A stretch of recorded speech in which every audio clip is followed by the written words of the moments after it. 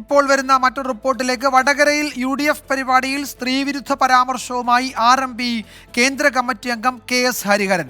അശ്ലീല വീഡിയോയുമായി ബന്ധപ്പെട്ടാണ് അധിക്ഷേപ പരാമർശം നടത്തിയത്. പ്രതിപക്ഷ നേതാവ് VD സതീശന്റെയും UDF സ്ഥാനാർത്ഥി ഷാഫി പറമ്പിലിന്റെയും ഒക്കെ സാന്നിധ്യത്തിലായിരുന്നു ഈ പരാമർശം ഉണ്ടായത്. CPM-ന്റെ സൈബർ ഗുണ്ടകൾ കരുതിയത് അവർ ചില സംഗതികൾ നടത്തിയാൽ അങ്ങ് തീരുന്ന.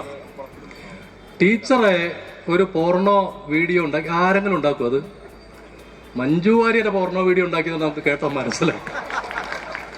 ആരെല്ലാം ഉണ്ടാക്കും? അത് ആരുണ്ടാക്കി? ഇതുണ്ടാക്കിയതിൽ P. മോഹന്റെ മകൻ നികിദാസ് ജൂലിയാസിന് വല്ല പങ്കുണ്ടോ?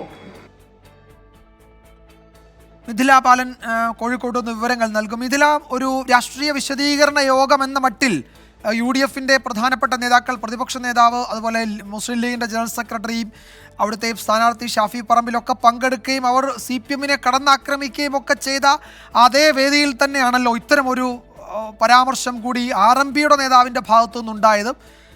അതിനുശേഷം ഈ പ്രതിപക്ഷ നേതാവോ മറ്റോ ഇക്കാര്യത്തിൽ എന്തെങ്കിലും ഒരു പ്രതികരണം നടത്തുകയുണ്ടായോ?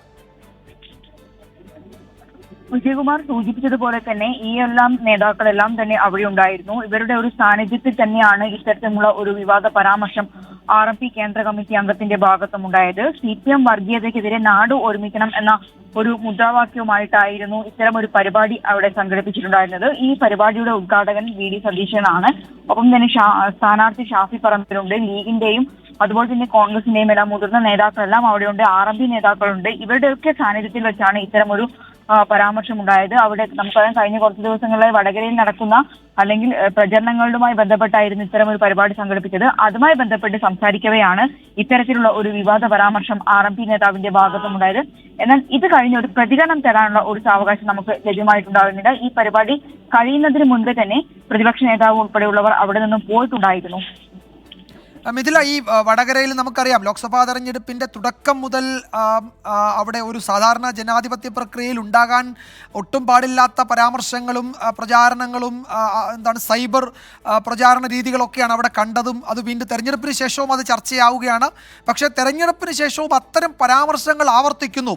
അതിനെ ചോദ്യം ചെയ്യുന്നവർ, അതിനെ വിമർശിക്കുന്നവർ തന്നെ അത്തരം പ്രചാരണ രീതികളൊക്കെ വീണ്ടും വീണ്ടും വേദികളിൽ ഉന്നയിക്കുന്നു എന്നത് അവിടുത്തെ തെരഞ്ഞെടുപ്പ് ചൂടിനപ്പുറത്തേക്ക് കാര്യങ്ങൾ പോകുന്നതിൻ്റെ സൂചനയാണല്ലോ. അപ്പോൾ ഇക്കാര്യത്തിൽ ഒരുപക്ഷെ കൂടുതൽ വിശദീകരണം KK രമ MLA പോലെയുള്ളവരുടെയൊക്കെ പ്രതികരണങ്ങൾ ഉണ്ടാകുമായിരിക്കും അല്ലേ, ഈ പരാമർശങ്ങൾ തള്ളിപ്പറഞ്ഞുകൊണ്ട് എന്ന് കരുതാം അല്ലേ?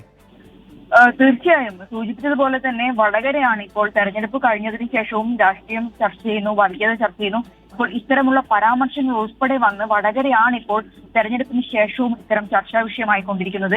ഈ ഒരു സാഹചര്യത്തിൽ എന്തുതന്നെയായാലും RMP-യുടെ ഒരു മുതിർന്ന നേതാവ്, കേന്ദ്ര കമ്മിറ്റി അംഗത്തിന്റെ ഭാഗത്തുണ്ടായ ഈ ഒരു വിവാദ പരാമർശത്തിന് എന്തുതന്നെയായാലും ഒരു വിശദീകരണം നൽകേണ്ടി വരും. അല്ലെങ്കിൽ ഏത് സാഹചര്യത്തിലാണ് ഇത്തരം കാര്യങ്ങൾ പറഞ്ഞതെന്ന് വ്യക്തമാക്കേണ്ടി വരും.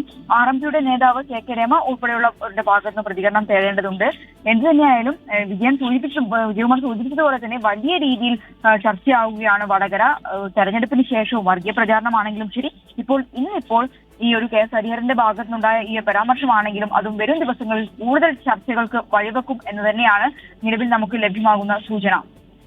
ശരി മിഥില, എന്തായാലും ഇക്കാര്യത്തിൽ കൂടുതൽ പ്രതികരണങ്ങൾ വൈകാതെ വരും. പ്രതിപക്ഷ നേതാവ് VD സതീശൻ, അതുപോലെ UDF സ്ഥാനാർത്ഥി ഷാഫി പറമ്പിൽ, മുസ്ലിം ലീഗിൻ്റെ നേതാക്കൾ, മറ്റു കോൺഗ്രസിൻ്റെ നേതാക്കളൊക്കെ ഉള്ള ഒരു വേദിയിൽ തന്നെയാണ് RMP-യുടെ ഒരു പ്രധാന നേതാവ് ഇത്തരത്തിലുള്ള പരാമർശം നടത്തിയത്. RMP നേതൃത്വം അത് തള്ളിപ്പറയുമോ, ഈ നേതാവിൻ്റെ പരാമർശം തിരുത്തുമോ, ഈ നേതാവ് അത് തിരുത്താൻ തയ്യാറാകുമോ എന്നൊക്കെയാണ് ഇനി അറിയേണ്ടത്. ആ പ്രതികരണങ്ങളാണ് നമ്മൾ അടുത്ത മണിക്കൂറിൽ പ്രതീക്ഷിക്കുന്നത്.